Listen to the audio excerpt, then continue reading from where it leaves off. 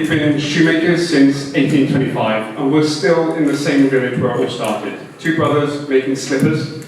190 years later, we're still making slippers, shoes, casual footwear, and leading sales in over 180 markets across the world. 2.5 billion in sales just from footwear. We're a very, very big retailer. We're an amazingly good shoemaker. What we're not really at the moment is a global brand. That's something I'll talk you through later, but we're not quite at the stage where we feel, as a brand, we mean the same thing to everybody. Myself, our digital team, we organise ourselves broadly into five sections. The trading and marketing teams, as for most of you, will make up the largest sections of those. We've also got an operations team dealing with deliveries and our warehouse and making sure that we service the customer. And then two teams that you don't always find called out separately. An expansion team, who are looking at how we can expand our websites to new markets, how can we improve our proposition, and what's our site development strategy look like. And actually a completely separate analytics solution. So analytics used to sit inside the trade team and will be very commercially focused. And we've previously had analytics in the operations team, and they end up looking just at the service proposition. So when we reorganised, we said, let's put analytics separate on its own, so that we can provide that insight for everybody in all of those individual markets. And we're not just playing to the KPI that my particular boss is interested in. Inside my team, I've got 3 people who are an awful lot cleverer than I am, and that's how I end up coming doing these things, because we can't afford to let them go from whatever they do. So what's my web analyst? He gets into all the enterprise analytics. We use our Metrics, and he will spend his day in there just churning everything out. We've got an optimization analyst that runs our MBT and testing roadmap, and then a commercial analyst that looks at everything we're selling, all the price points, how reduced price are working, and promotions are working. So we've got a really focused team that all look at their individual areas and then sit together and say, okay, I'm seeing this, how does that impact on what we're doing? So over the past 2 years, we've had a couple of digital challenges. So the first one's our platform. Actually, this is a view of our Spanish site in 2016, and it looks great. We started making the shoe the star and really focusing on the product, but it's desktop driven. We had a tablet-optimized code base as well that we could push people to, and then as smartphones started kicking up to end up taking up the largest section of our traffic, we started pushing all the mobile phones to that tablet-optimized website as well, because that's what we had, but it wasn't fit for purpose. So we've recently been on a journey of replatforming so that we can be reborn, redesigned for mobile first.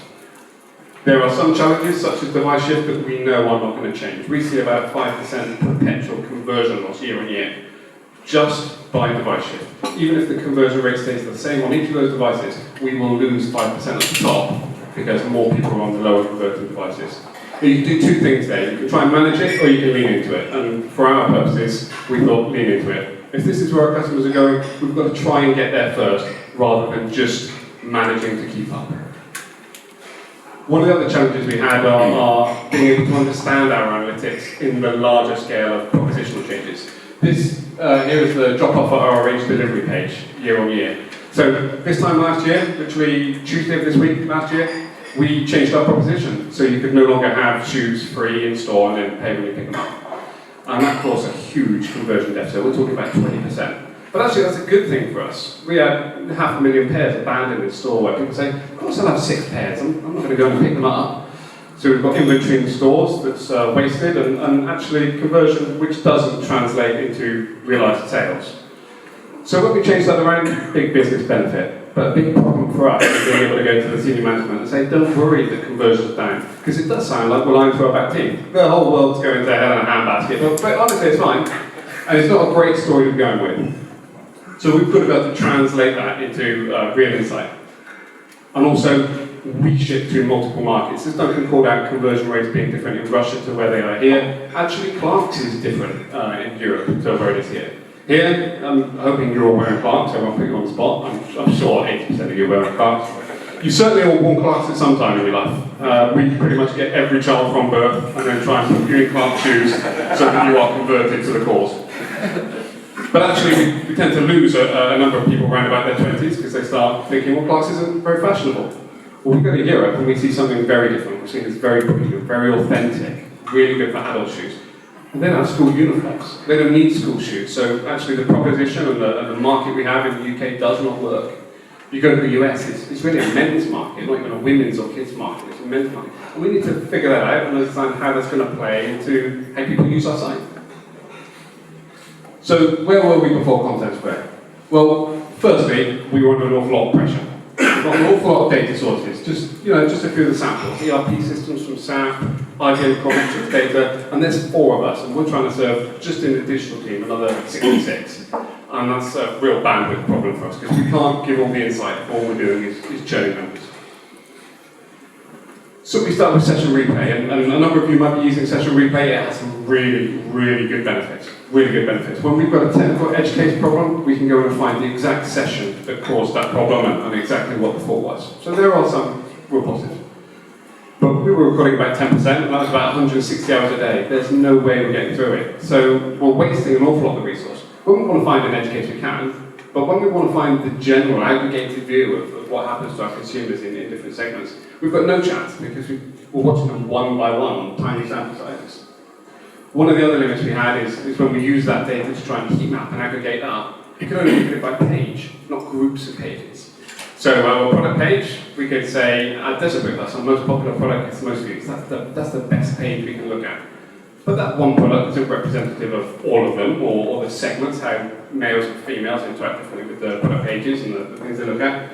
So we had to look for something a little bit different for our needs.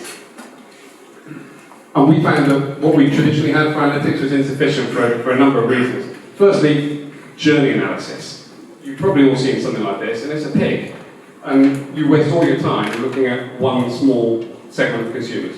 Because you can start with the majority that go from the welcome page to the product. And then when the majority of those go to them, it's only 2 or 3 steps before you're talking about 2 consumers. We took a bit of analysis just so we could have a number to give out to you. We had 140,000 sessions on one particular day. Take out our bouncers and we had 102,000 sessions left. So we just did a comparative analysis and we had 800 people that did the same journey or the same journey as someone else. So 99.92% of all your journeys are unique. So trying to look at them in this way, or even the journey as a whole, isn't going to work. What we decided to do is start breaking that journey into bits. Everybody that looks at a product page, what are they then likely to do next? Not everybody that looks at the product page after looking at the home page, then a department, then a category, then another category. Because only one person's going to have had that journey. We needed to aggregate it up into smaller chunks and understand how people use the site. So we started trying to build that from our analytics data. This is a D3 visualization. I don't know if you've got any geeks in the room. There might be a couple. So we took all our enterprise analytics data, passed it out, and tried to say, okay, from this page to that page, this page to that page, and build it all up into a JSON format and throw it into D3. Spent 2 days on it. We couldn't do it. We just literally could not turn the data around. And that wasn't very scalable, so I was sorry to say we ditched it. But we'll come back to that. One of the other issues we've got with traditional analytics is segmentation and aggregation rules. This is conversion for, I think, tablet in France in one particular week. And you can see year on year it's fallen. But it hasn't, it's risen by every device. It's just that our consumers are using a different device. So the one KPI that we've been taking out to business to say, actually, it's going really badly, is wrong. If we give them one number, it's just plain wrong. So we needed to be able to segment down and understand the differences between those journeys. And also we needed to be able to provide context when we see good performance and bad performance. So these are our service emails. They convert around about 4.5 to 5%. These are usually to notify me. It's at stock, so I'm going to come back when you've got it in stock. We email you, so pretty much you're going to convert. We finally said we've got the product you want. But actually we had a bit of a problem here in weeks 43 and week 10. Looks like this fell off a cliff. But the context here is actually that we launched new platforms there. We've also started trying to take away the peaky and sloppiness. Duncan talked into this. You know, every senior leader is going to say they need a reason. Why is conversion down? Or hopefully, why is conversion up? What's driving that?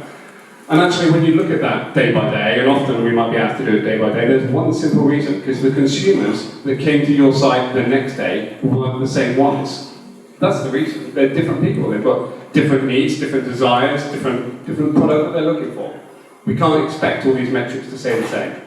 So what we try and do is not look at the peaks and troughs of one day, but say, spread that over a period of time. What's the average? What's the standard deviation? And say, where do we have outliers? What was happening right here at the start? You can't really see, there's a light blue shading here, but here, these 2 days, it dropped below even what we consider the normal range values. And here it's really positive. And those are the things we need to go after. When does the average change? When do we see a trend over time that says it's getting better or getting worse? And when do we have a day or a week that sticks out as being an outlier rather than just a slight fluctuation? We do an awful lot of testing. Not just on the website, we test the shoes to the nth degree. So we put them in water, we put them on these little conveyor belts and make them walk 1,000 paces. We throw them around. My kids, we live pretty close to where I work. The school where my kids go, we've got an office in there that's filled with Clark shoes.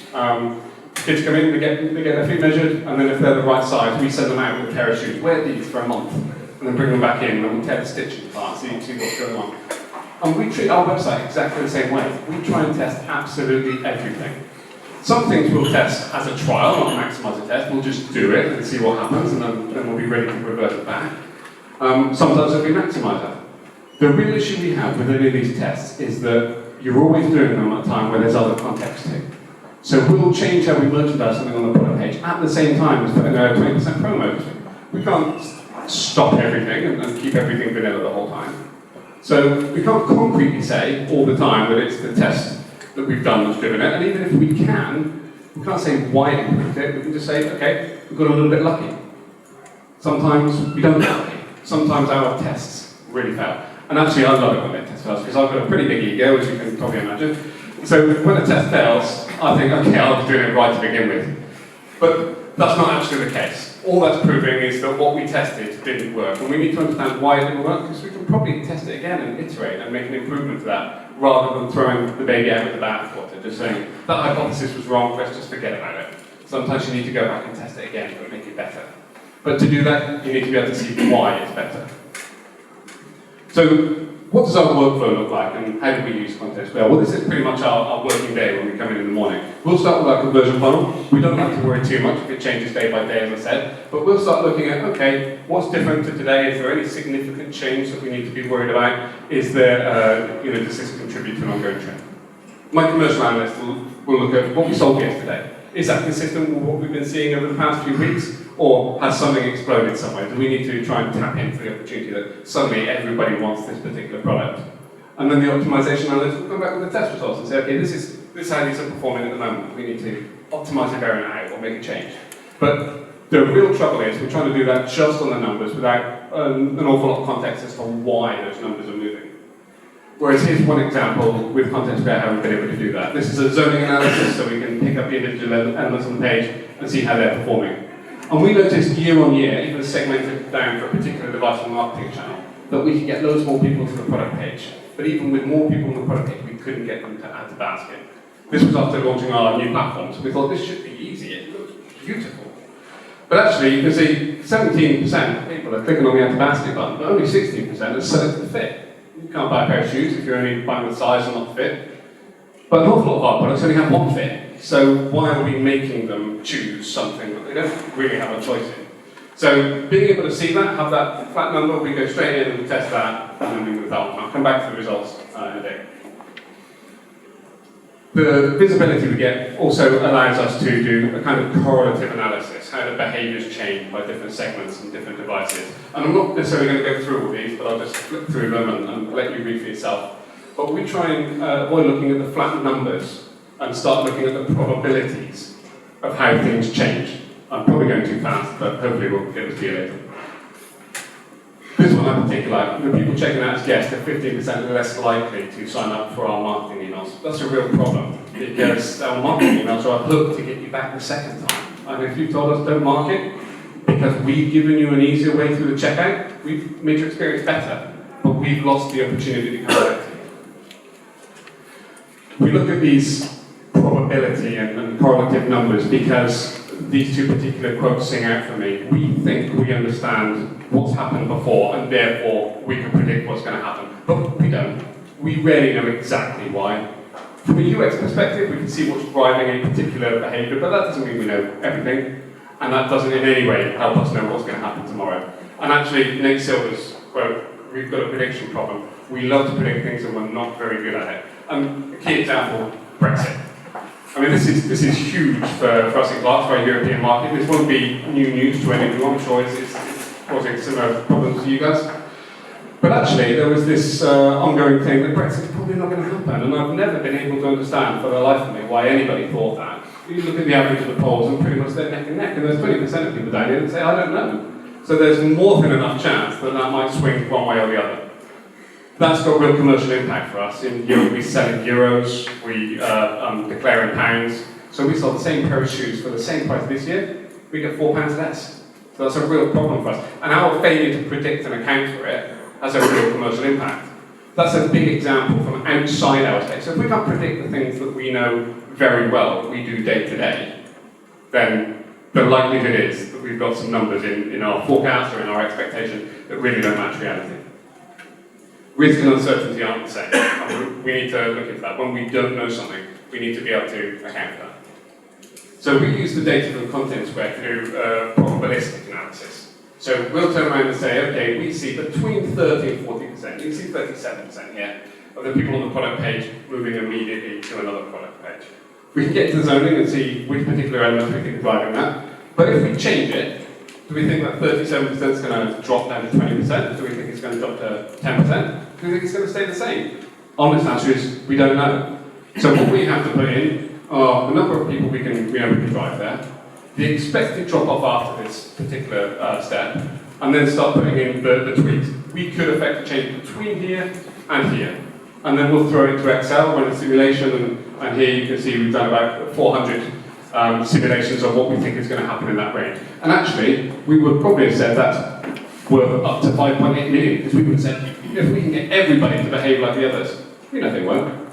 Put that in a more probabilistic analysis, we think actually that's probably worth about 2.2. Same with the error message here for selecting size and width, where someone hasn't selected one or equal. And we show that to about 50,000 people a week, so there's clearly some disparity in how people think they need to select size and width. But if we know that 9% of the customers reaching the product page see it, and 40% convert when they don't see the error message, 23% convert when they do, that's all those people on the page. The expectation that a number of the guys in our organisation might say is, well, if we can remove that error message from ever happening, then we'll get 40% of those people converting, but we won't. Some of those didn't fail to convert because of the error message. Some of them wouldn't have converted because they didn't like our proposition farther down the line. Some of them would have seen the error message and then added to basket anyway. So we've really got to be wary about overcooking our numbers. That could have looked to around about 3.6 million. But again, we put in the range of possible values and we think, okay, probably worth more like 2.6. And if we think back to the 5.8 on the previous slide, we would have prioritised that because it's worth 6 million to us and this is only worth 3.5. But actually this is worth more than the previous one.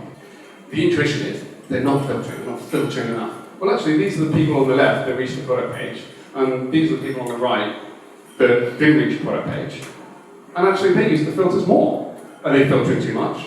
Or the filter's really good and it just gets them to see that the product that they want isn't available or isn't there. It could well be that price is too much, don't have the colour. I want black shoes, but I don't want these black shoes. So it instantly gets us to stop worrying about changing the filters to make them easier to use or more visible, because that isn't the problem. The problem's in the product that's represented at the end, or the experience they had while using the filters. Different behaviours, reaching a product or not, doesn't mean that they're interacting with the page differently, and you need to be able to get out and see exactly what they're doing. So why did we pick Content Square? Well, there are a number of really good reasons. The first one's implementation. I did it. And I am not a JavaScript engineer or anything like that. Threw it into Tagman, the guys built the tag for us. We gave them a view of our data layer. They said, okay, we can pick these bits up. Here's the tag, in you go. And in fact, actually for the first one, for the test tag, they put it in there and all we did was publish it. 6 sites, 15 minutes. That's all it took. And then we waited a day for the guys to validate the data was coming through, and we started using it. The retrospective analysis. We spend so much time telling the consumers of our data, no, we're not actually tracking that particular bit because you didn't tell us you were changing it, so we didn't give you any tracking, and the left hand isn't talking to the right hand. Well, now actually we don't need to. Here's a behaviour that the people that click on the 360 image on a product page. We created that. You probably can't read it from there. 28th of April, but then we analyse it against the 3rd of April to the 27th from launch of the UK. So actually being able to define a behaviour and then see how it's reacted on your past data is often more informative, and we can see what drove yesterday's behaviour, even if we hadn't tagged or built for it. So that's taking away the limitation that most of our enterprise analytics have. Repeatable analysis, really important. I'm sure a number of you, particularly if the data geeks among you, or if you've got guys on your team responsible for that, will be dragging out an Excel sheet from your analytics platform and then messing about with it. It's not quite in the format they want to present. And next week, they're going to do exactly the same thing again. And if we want to do it regularly, there shouldn't be too much work involved. This is one behaviour or rather one segment, the people who've reached product and who haven't, looking at how they react to the category between 2 different markets. And we can just click and drop, okay, now I want to look at Netherlands. Now I want to look at the people that didn't reach a product page. And we can get all the same numbers straight away.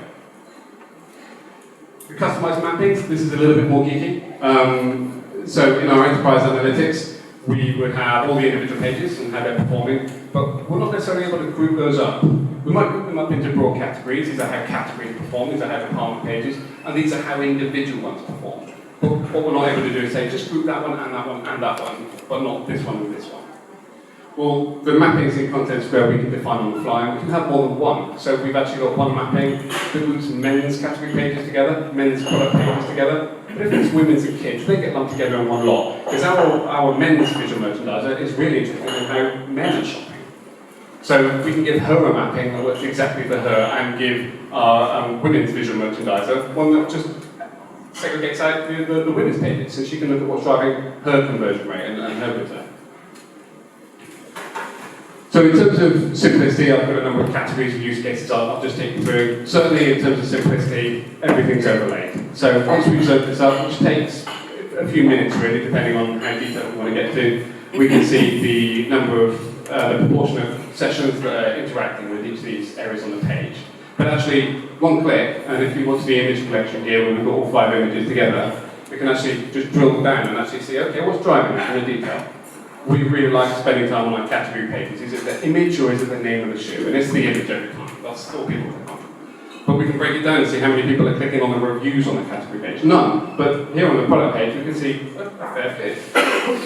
And actually, what's the conversion rate for each of those clicks? So if I go back, not very many people clicking on the reviews on this particular mapping. But actually, that's a better converter than anything else on the page. Which is, again, probably not new news. Reviews and social proof really drive.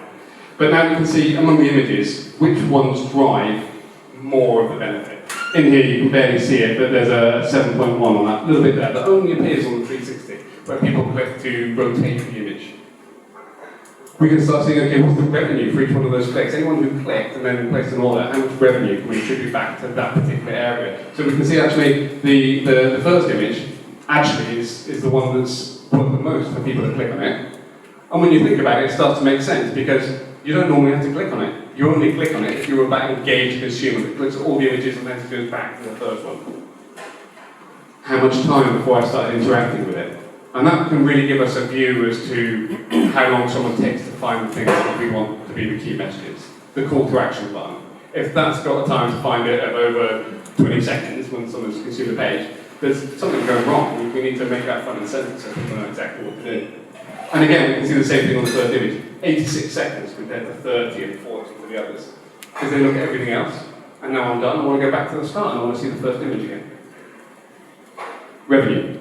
Really simple. Just overlaying the revenue we get from each of these bits. And one thing I've not pulled out in here, you can see at the top, you can see all the metrics, what they mean. So the people using it that aren't analysts understand exactly what these metrics are for. One thing you can't see, which I'm sure I'll ruin it now, that will show you Mr. Robot. He'll actually teach some of you guys that aren't analysts. Okay, from here, the next thing you want to look at is. And this means we don't need to take all the data out and try and figure it out.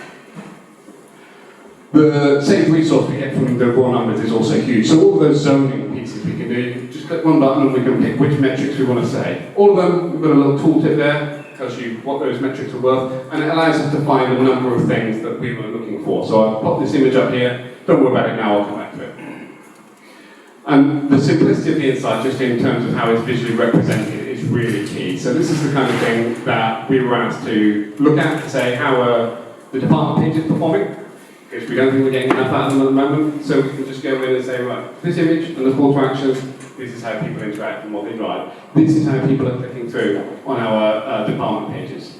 And actually you can see the red up here, 40% and 55% of people clicking on the head of the navigation bar. Very few people clicking through on our main banner. We've tried to take a really conceptual image around summer and what that means for our consumer. And the people that engage with it engage really well, but not that many of them do, so we need to start changing things around. And when you see the demo later, you'll see how those results have changed now that we've changed the image. You'll also notice that the shoe rack or shoe discovery elements well down below the fold on desktop, well down below the fold on mobile as well. They get a lot more interaction. So that puts us straight into a test. We've got test live, some of you will see it if you go to one of our department pages. Shoe rack at the top. Let's just move it around and see if we can drive a little bit more. And then actually, because the visualizations are consistent, we can just copy and paste them, lift them, share them out, throw them into this report. This one was actually done as one of our workshops with the guys from Content Square, but we've taken this on board and got a PowerPoint template built so we can drop some of those visualizations in. And actually, this is for when you send it out to the senior leaders, because if you want to share it with someone else in the same team and they've got access, just send them the URL and they'll end up on exactly the same mapping, exactly the same segment, already set up, ready to go. So, better side of the data, finding things we weren't looking for.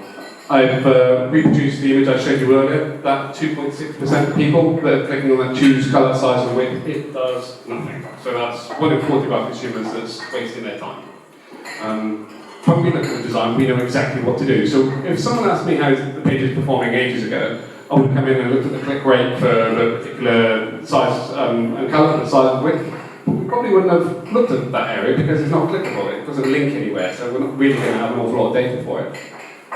We would have looked at how we shot the page, not how our customers shot the page, and they know better than anyone how our page works. We think we know it because we know it vanilla and we've seen it built.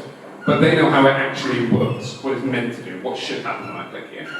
Another example is this service proposition message.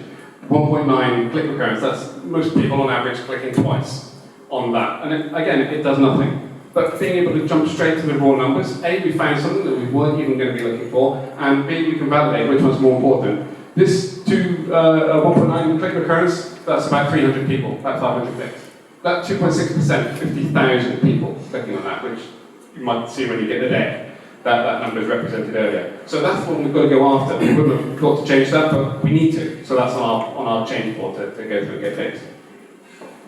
My boss will consistently tell us that 20% of what we do drives 80% of the value. It's a commonly used kind of thing to say, concentrate on the big bits that you do to drive more value. But that doesn't mean we've got to ignore the other 20%. That's our value added, the bits we can tick in and say, we didn't even know this was a problem, but it takes us no time to fix. So let's do it and just make those 50,000 people have a slightly better experience.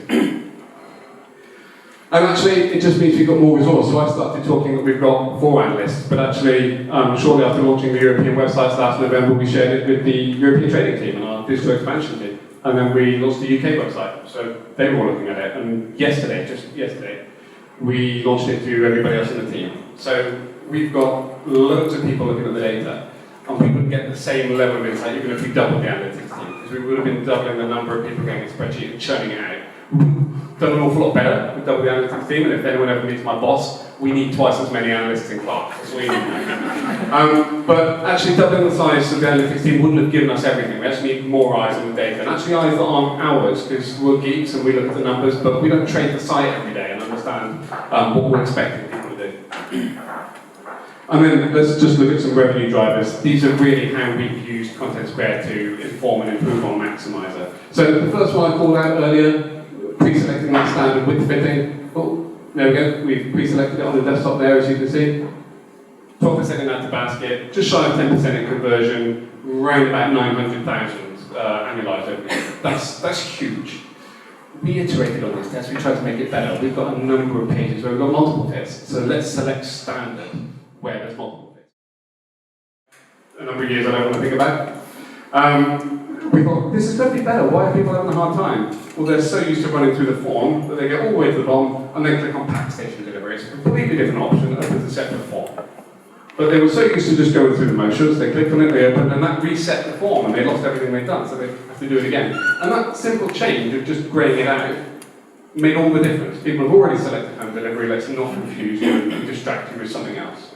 And actually, that reduced that 9% down to 2.2, and actually the exit rate, you can see, is now here, where it was that big chunk. The drop-off there has come down 74%.